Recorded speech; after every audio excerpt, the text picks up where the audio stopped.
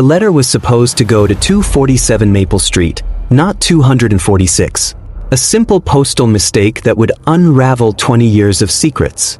When grocery delivery driver Mike Rodriguez knocked on the Sterling family's door that Friday afternoon, he had no idea the envelope in his hand would destroy everything they had built. Subscribe now and turn on notifications to never miss a story. Mike didn't understand why Mrs. Sterling's face went white when she saw the official government seal. He'd never seen fear like that. Her hands trembled as she took the envelope, and something in her cracked voice when she thanked him made his stomach twist. The door slammed shut before he could ask if she was okay. Walking back to his truck, Mike couldn't shake the image of her terrified eyes. He had always taken pride in his work, but today felt different. The envelope he'd delivered contained a government seal that would change everything. Mike had been delivering groceries for 3 years, never missing an address, but today's mistake on Maple Street would unravel 20 years of secrets. He pulled his truck to the curb and gathered the groceries from the back. Among the usual items sat a single envelope that the postal worker had asked him to deliver since he was already heading to their neighborhood. The official government seal caught his attention as he walked up the stone pathway to the Sterling house. The doorbell echoed through the house, and footsteps approached from inside. When the door opened, Mrs. Sterling appeared with her usual warm smile, but something changed the moment her eyes landed on the envelope. Her face went completely white, as if all the blood had drained from her body in an instant. The transformation was so sudden that Mike felt his own heart skip a beat. Mike held out the groceries and the letter, watching as Mrs. Sterling's hands began to shake uncontrollably. She reached for the envelope first, her fingers trembling so violently that she nearly dropped it. Her voice cracked when she thanked him, the words barely audible. She clutched the envelope to her chest and quickly shut the door, leaving Mike standing on the doorstep with a confused expression. Something about her reaction bothered him as he walked back to his truck. Mike had delivered to the Sterling house dozens of times, and Mrs. Sterling had always been friendly and composed. Today felt different, almost dangerous in a way he couldn't explain. He glanced back at the house and saw her silhouette through the living room window. She had collapsed into a chair, her body hunched over the envelope. Mrs. Sterling stared at the return address with pure terror written across her face. The Federal Witness Protection Program logo seemed to burn into her vision as she read the sender information over and over again. Her hands shook as she fumbled for her phone, dialing a number she knew by heart. When the call connected, she whispered urgent words about an investigation. Her voice carried a desperation that spoke of years spent looking over her shoulder. Mike couldn't hear her conversation from his truck, but he watched through the window as she paced frantically around the living room. She kept glancing at the envelope in her hand, and with each look, her panic seemed to intensify. When she finally tore it open, Mike saw her body go rigid as she read the contents. A witness protection notice meant for the neighbors at 247 Maple Street, not 246. The realization hit Mrs. Sterling like a physical blow. This innocent postal mistake had exposed their family's location to the very people they had been hiding from for 20 years. The letter contained details about witness relocation protocols that revealed exactly where the Sterling family was living. Anyone looking for them would now know their current identities and address. Mrs. Sterling's maternal instincts kicked into overdrive as she thought about her children sleeping safely upstairs, completely unaware that their carefully constructed world was about to crumble. She had spent 2 decades building new identities and creating a normal life for her family, but one misdelivered letter had undone everything. The people who wanted them dead would soon know exactly where to find them. Her phone call resumed with frantic whispers. "They know where we are," she gasped into the receiver. The letter came here by mistake, but now they had been found. Mike drove away from Maple Street with no idea that his simple delivery error had triggered the Sterling family's worst nightmare. Their hidden past was finally catching up with them, and he would soon discover that his innocent mistake had made him the center of a deadly game where the wrong address could mean the difference between life and death. 2 days later, Mike found himself back on Maple Street with another grocery order for the Sterling family. The morning sun filtered through the oak trees as he parked his truck and gathered the bags from the back. He expected another routine delivery, maybe even a chance to check if Mrs. Sterling was feeling better after her strange reaction to that government envelope. As Mike approached the front door, voices erupted from inside the house. The argument was so heated that every word carried clearly to where he stood on the doorstep. He froze, groceries clutched, as their words hit him like bullets. Mr. Sterling's voice boomed through the house as he shouted about the body in Chicago and how the feds would never stop looking for them. Mike's blood ran cold as he processed what he was hearing. This wasn't a normal family disagreement. The words coming from inside spoke of violence and federal investigations that belonged in crime movies, not suburban living rooms. Mrs. Sterling's voice broke through her husband's anger, and Mike could hear her crying as she spoke. She mentioned how their daughter still didn't know about what they had done to that prosecutor 20 years ago. Her words carried the weight of decades-old guilt, and Mike felt his hands begin to shake as he held the groceries. The woman who had always greeted him with fresh-baked cookies and a warm smile was confessing to involvement in what sounded like murder. The argument intensified when their teenage son's voice joined the conversation. Mike recognized the boy from previous deliveries, a kid who seemed like any other high school student worried about grades and weekend plans. But now the teenager was demanding answers about why his family kept moving and changing their names every few years.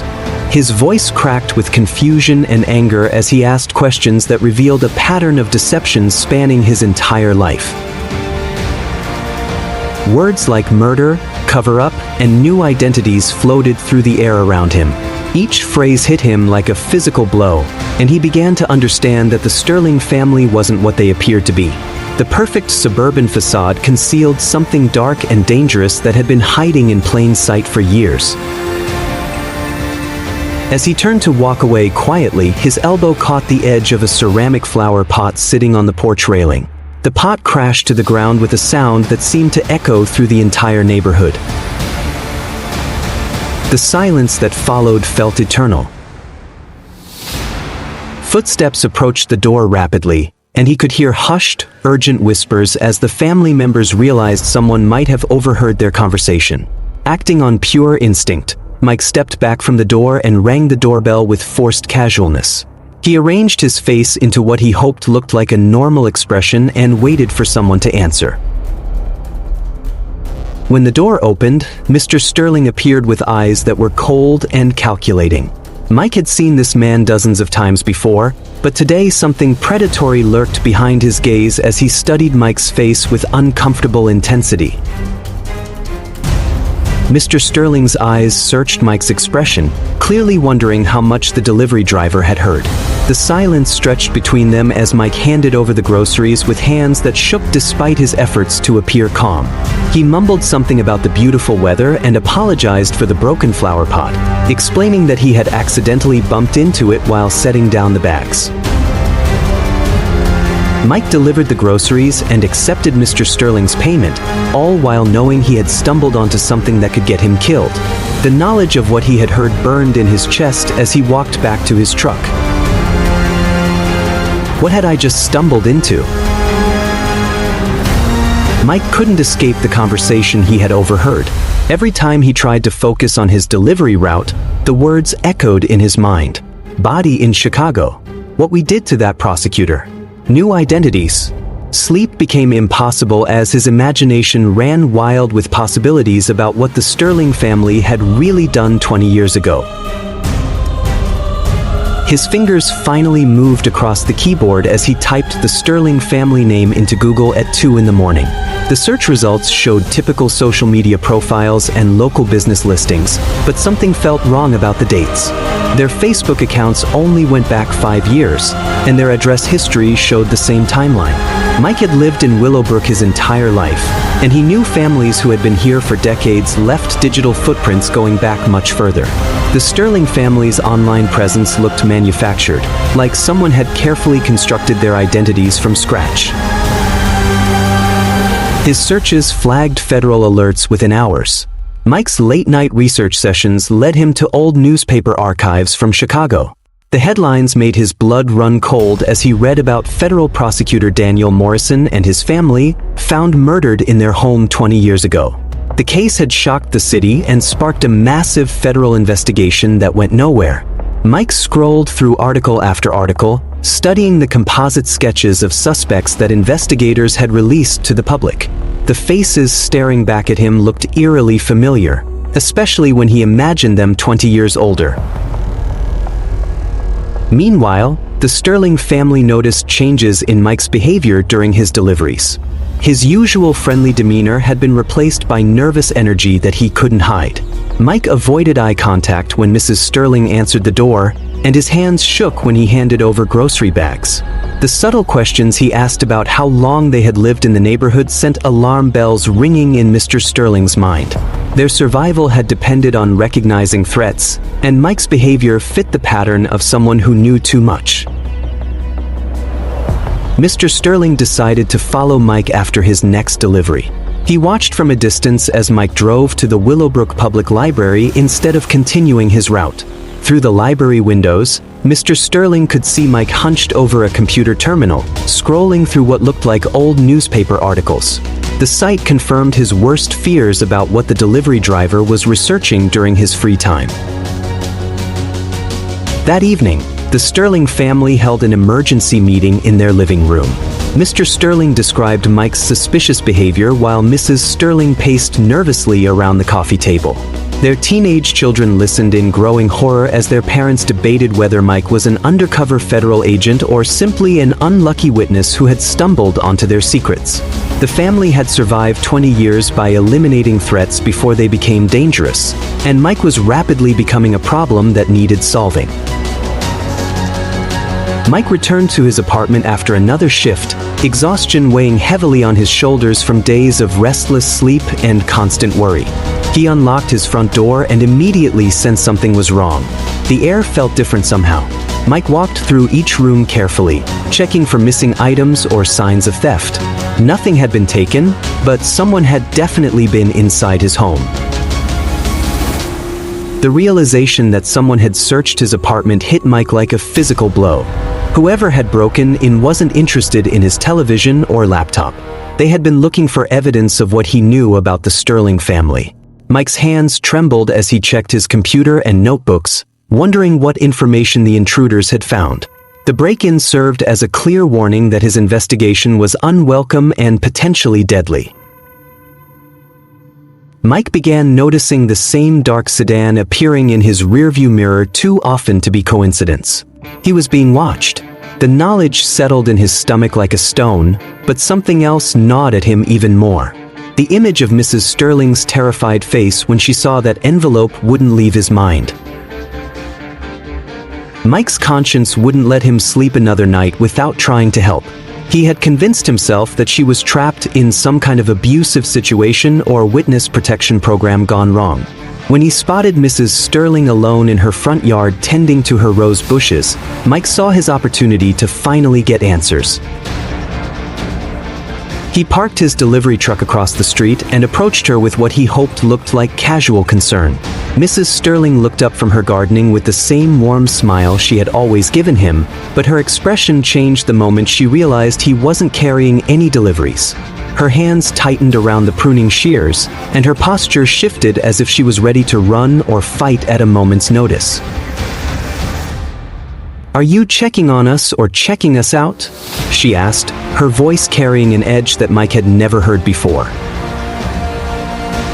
Mike mentioned the misdelivered letter from a few days ago and asked if everything was okay with her family. To him, the question sounded perfectly innocent and caring. To Mrs. Sterling, those words hit like a direct threat that could destroy everything she had built over 20 years. Her mind raced as she tried to determine whether Mike was genuinely concerned or if this was some kind of interrogation technique designed to extract information about their past. Mrs. Sterling's maternal instincts kicked into overdrive as she thought about her children inside the house. Her teenage daughter was upstairs doing homework, completely unaware that their family's carefully constructed world might be crumbling around them. This young delivery driver's questions could expose secrets that would put her children in mortal danger from people who had been hunting them for 2 decades. The chronic stress and anxiety that came with living under an assumed identity suddenly intensified as she realized how fragile their safety really was. Mike pulled the folded newspaper clipping from his jacket pocket and showed it to Mrs. Sterling. The old article about the murdered prosecutor in Chicago felt heavy in his hands as he asked if she recognized any of the people in the photos. Mrs. Sterling's hands began to shake as she recognized her husband's younger face staring back at her from the composite sketch. 20 years had changed his appearance, but she could see the same eyes and jawline that she woke up next to every morning. The realization that this delivery driver had connected their current identities to their past crimes sent waves of panic through her entire body. Tears started flowing down Mrs. Sterling's cheeks as the weight of 20 years of deception crashed down on her. She began begging Mike to forget what he had seen, her voice breaking with desperation as she offered him money to stay quiet about their family. The fragmented sense of self that came from maintaining a false persona for so long finally began to crack under the pressure of potential exposure. She felt the paranoia and heightened suspicion that had kept them alive for years taking control of her thoughts. Mike finally understood the gravity of what he had stumbled into, but his attempt to reassure Mrs. Sterling only made the situation worse. He told her that he wasn't trying to cause trouble and that he just wanted to help if she was in danger. His words of comfort sounded like manipulation to someone who had spent decades watching for threats. Mrs. Sterling's trust had been broken so many times that genuine kindness felt like another trap designed to destroy her family. Mrs. Sterling fumbled for her phone with trembling fingers. When her husband answered, she whispered urgently into the receiver, her eyes never leaving Mike's face. "He knows everything," she said, her voice barely audible but filled with terror. "We have to leave tonight." Mike's heart nearly stopped when he heard the knock on his apartment door at 6 in the morning. Through the peephole, he saw 2 people in dark suits holding federal badges up to the glass. Special Agent Sarah Chin and Agent Marcus Williams introduced themselves as FBI investigators who had been tracking the Sterling family for 20 years. Mike's hands shook as he let them into his living room, finally understanding that his amateur detective work had caught the attention of people far more dangerous than he had imagined. Agent Chin spread photographs across Mike's coffee table, images that made his stomach turn. The Sterling family wasn't hiding from criminals or living under witness protection. They were the actual killers who had murdered federal prosecutor Daniel Morrison, his wife, and their 2 young children in Chicago 2 decades ago.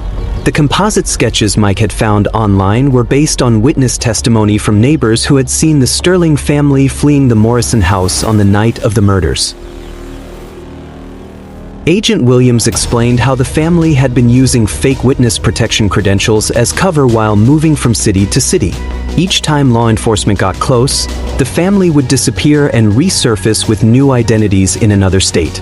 Their children had been raised believing they were innocent victims running from dangerous people, never knowing their parents were the monsters everyone was hunting. While he was being debriefed, they laid in wait. Mr. Sterling was loading weapons in his garage and planning Mike's accident. He had spent the morning scouting locations where a delivery truck might plausibly crash, preferably somewhere remote where the body wouldn't be discovered immediately. Mrs. Sterling paced nervously in the kitchen, her maternal instincts warring with survival mode as she realized they would have to kill an innocent young man to protect their secret. The Sterling children finally learned the devastating truth about their parents' past when they overheard their mother crying in the bathroom. 17-year-old Sarah Sterling confronted her parents directly, demanding to know why Mike Rodriguez had shown her mother newspaper clippings about murdered families. The words that spilled from her father's mouth shattered her world as she realized she had been living with killers her entire life. Her 15-year-old brother collapsed onto the living room floor, his mind unable to process that the people who had raised him were responsible for murdering children not much older than himself. Agent Shin fitted Mike with a wire and explained that he would make one final delivery to the Sterling house. The FBI's plan involved using Mike as bait to draw the family into making incriminating statements that could be used in court. Mike agreed to help, not realizing that the agent's strategy put him directly in the line of fire with a family that had already decided he needed to die. The wire would record everything, but it wouldn't stop bullets if the situation went wrong. Sarah Sterling locked herself in her bedroom with her phone, torn between protecting the people who had raised her and stopping them from committing another murder. Her fingers trembled as she dialed 911, her voice breaking as she told the dispatcher that her parents were planning to kill someone and provided their address on Maple Street. Mike drove toward the Sterling house for what everyone knew would be the last time, his heart pounding so hard he could feel it in his throat. The wire taped to his chest felt like it weighed 100 pounds as he rehearsed the conversation the FBI agents had coached him to have. Behind him, unmarked federal vehicles followed at a distance, ready to move in when they had enough evidence on tape. As Mike pulled into the Sterling driveway, police sirens began wailing in the distance. Mrs. Sterling's face appeared at the living room window, her expression shifting from determination to horror as she realized their 20-year run was finally over. Mr. Sterling dropped the gun he had been holding and sank into a chair, understanding that their carefully constructed world was about to collapse completely. The innocent delivery driver who had just wanted to do his job right was about to become the key witness in bringing down one of the FBI's most wanted families. The arrest unfolded exactly as the FBI had planned. Mike's simple mistake proved that even the most carefully hidden secrets can't stay buried forever when ordinary people stumble into extraordinary circumstances. One misdelivered letter laid bare the monsters next door. The Sterling family had spent 20 years perfecting their facade, but their downfall reminds us that the most dangerous predators often hide behind suburban normalcy. Sometimes it takes an innocent outsider to expose what lurks beneath perfect lawns and friendly smiles. Have you ever noticed something strange about your neighbors? Share your stories in the comments below. What truth might be hiding behind your neighbor's curtain? And that's the end of this incredible journey. Thank you for sticking with us through every twist, turn, and revelation. Your time and support mean the world to us. But the stories don't stop here. If you love thrilling, suspenseful, and captivating tales, make sure to subscribe and hit that notification bell so you never miss the next gripping story. Got thoughts on this story? Drop a comment below. We'd love to hear what you think. Until next time, stay curious, stay intrigued, and we'll see you in the next one. Subscribe now and get ready for the next unforgettable story.